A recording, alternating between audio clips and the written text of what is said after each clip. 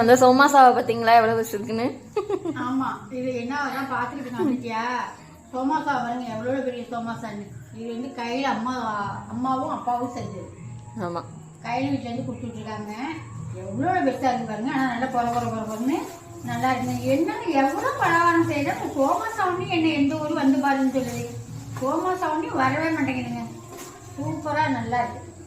இது ஒருத்தவங்க கேட்டுக்காங்கல்ல கையிலே. ஆமாம், வர சொல்லியிருக்கேன் அம்மாவையும் அப்பாவையும். நம்ம எனக்காவது ஃப்ரீயாக இருக்கிறப்ப வர சொல்லிடுவோம்.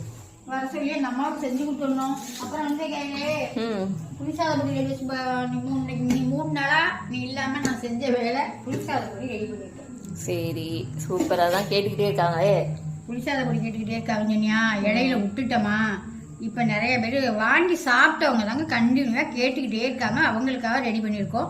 கம்மன்னு ஒரே வாசம், அவ்வளோ ஒரு வாசம், நல்ல வாசமாக இருக்குது. சும்மா ஒரு கடுகு கருவேப்பிலை போட்டு உப்பு நான் அதில் போட்டிருக்கேன். உங்களுக்கு பத்தலைன்னா கொஞ்சம் உப்பு சேர்த்துக்கலாம்.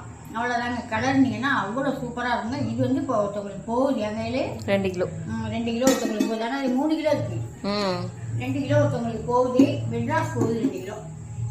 1 கிலோ இருக்குது. யாருக்கெல்லாம் வேணுமோ மேலே இந்த நம்பருக்கு வாட்ஸ்அப் பண்ணி வாங்கிக்கோங்க. புதுசாகவும் ரெடி பண்ணி தருவோம். வாங்கிக்கலாம். பாய்.